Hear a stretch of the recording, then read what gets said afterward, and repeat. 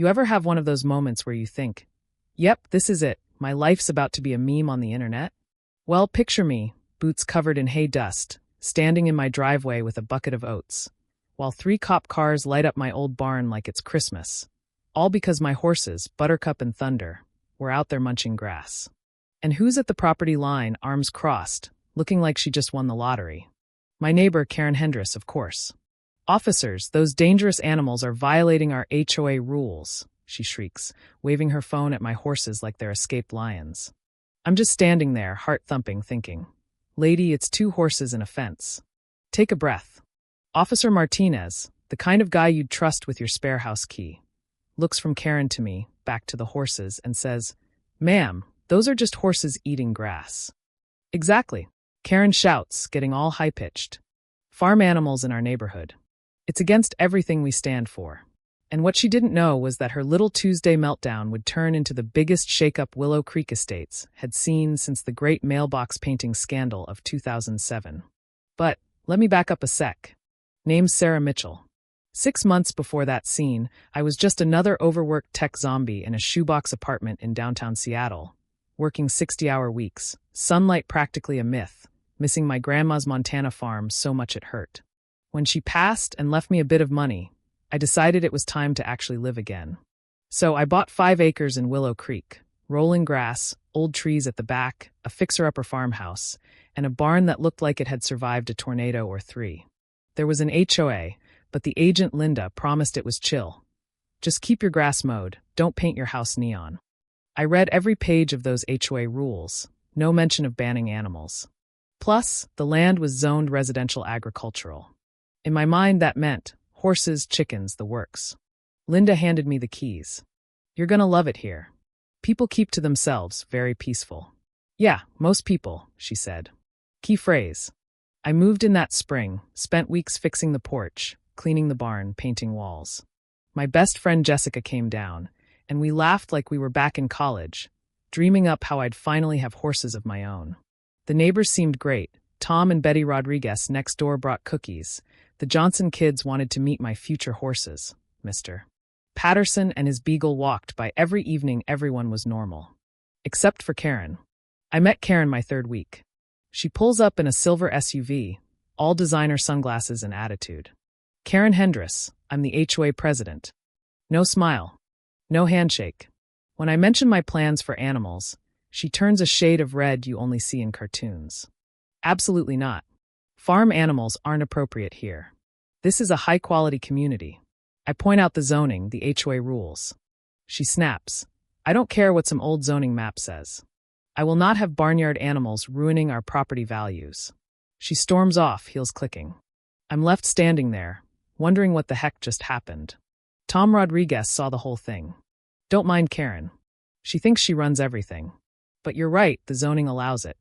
Turns out, Karen had been trying to get the whole place rezoned to purely residential for years, acting like animals were some kind of plague. Well, 3 weeks later, I brought home Buttercup and Thunder. Buttercup was a rescued Palomino mare, sweet as pie once she got to know you. Thunder was a bay gelding, calm as a monk, perfect for trail rides. Kids from next door fed them carrots. Parents stopped by to say hi. Everyone loved the horses. Except Karen. The next morning, I find an HOA letter in my mailbox, official letterhead, threatening $500 a day fines if I don't remove all farm animals within 30 days. Signed by Karen and her 2 board minions. I called a property attorney, Patricia. She reads the bylaws, the zoning, tells me Karen's letter is hot air. You're completely within your rights, Patricia says. But show up at the next board meeting to address it. So I do. I walk in with a binder of documents, my deeds, zoning maps, letters from my vet, ready for battle. Karen opens the meeting with a serious issue that threatens the character of our community. I stand up, lay out every document, calmly explain that my horses are legal, quiet, well cared for, and loved by the neighbors. Tom stands up and says, "My kids love seeing the horses." Betty says it adds charm. The Johnsons agree. Even the board lawyer looks like he wants to crawl under the table. Karen, red-faced, tries to push a rule change, but Patricia had warned me.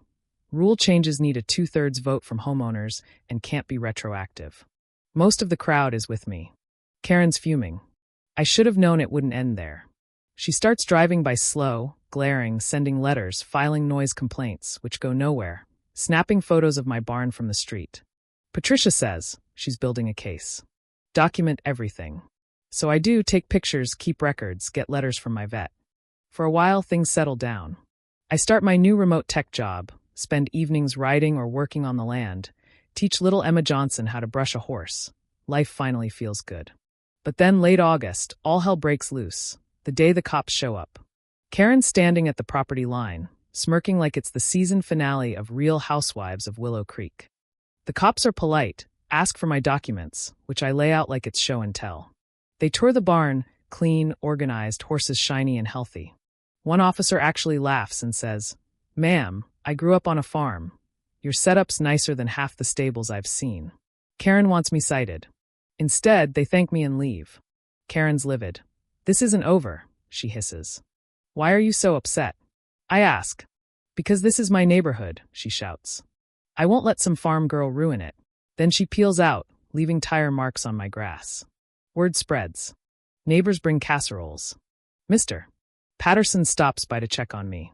One by one, people tell me, don't back down. Karen's bullied folks for years. It's about time someone stood up to her. But Karen isn't finished. 2 weeks later, I get a letter from the county. Someone filed for a zoning review, hoping to get my land's agricultural status revoked. Patricia calms me. It's a nuisance complaint, but inspectors can be picky. Make everything perfect. I spend 3 weeks sweating over every detail. Inspector shows up, walks every inch, checks my manure management, water, distances. At the end he says, "You're in full compliance, MS. Mitchell, this was clearly a personal grudge. You're all clear." I feel like I can finally breathe. So, I decide to host an open house, invite the whole neighborhood, lemonade, cookies, kids petting horses. Even Karen gets a flyer. She doesn't come, but she drives by slow, watching everyone laughing and smiling. For a second, I see something almost like loneliness in her face, then it's gone. That night, my phone rings. "Patricia. Sarah, Karen's filed a lawsuit, claims your horses are a private nuisance, damaging her property values, and wants the court to force you to get rid of them." My stomach drops. Now, it's not just HOA drama. It's court, legal fees, my whole future on the line. The suit even argues my property was wrongly zoned 50 years ago, wants the judge to fix it. I'm devastated. And here's where the real twist comes in. My neighbors step up. Tom and Betty organize a legal fund. Families chip in, Mr. Patterson writes a letter describing how my land was always used for agriculture. Remembers buying milk from the old owner in the 70s. Patricia builds a killer case, statements, zoning history, expert reports. Meanwhile, Karen goes full villain, threatening anyone who supports me. Tries to get contracts canceled, threatens to report people for silly violations. Only her bullying backfires. More folks stand up for me, even people who never cared about horses. Weeks drag by. Karen's lawyers start claiming I'm running a commercial operation, giving writing lessons, selling eggs. Total fiction.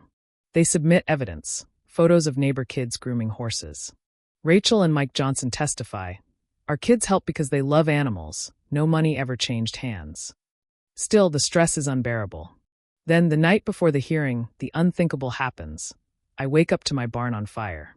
I'll never forget that night. Smoke everywhere, Buttercup and Thunder screaming inside, me in pajamas running barefoot, desperate to save them.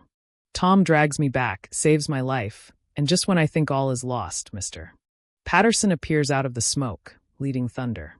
I dive in and somehow pull Buttercup out by sheer luck and love. The fire department says it was arson, gasoline poured outside, deliberate. Karen's SUV was seen at the scene. The police bring her in, her hands smell like gas, but she claims innocence. Turns out, the security footage and evidence are enough. They arrest her on arson charges.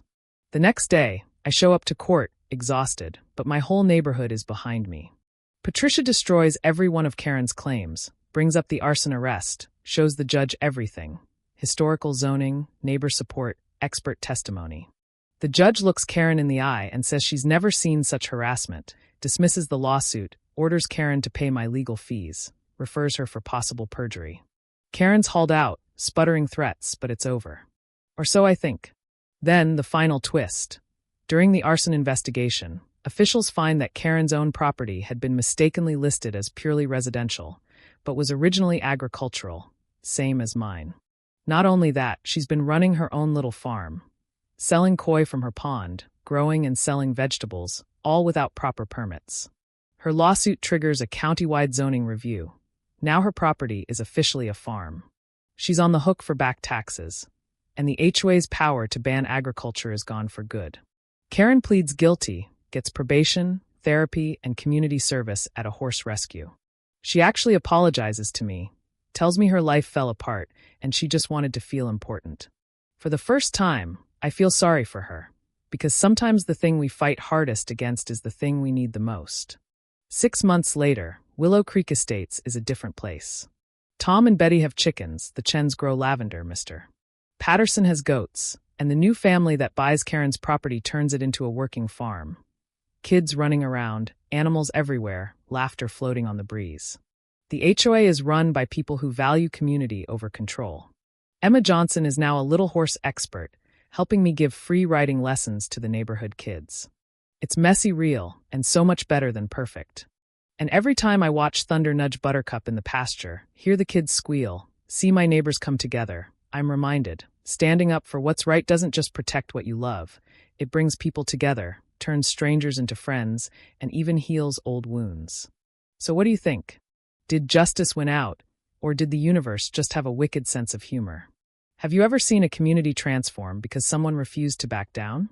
Drop your thoughts below, share your wildest HOA story, and tell me, would you fight for your barn, your horses, your home? Let's hear it. Where are you watching from?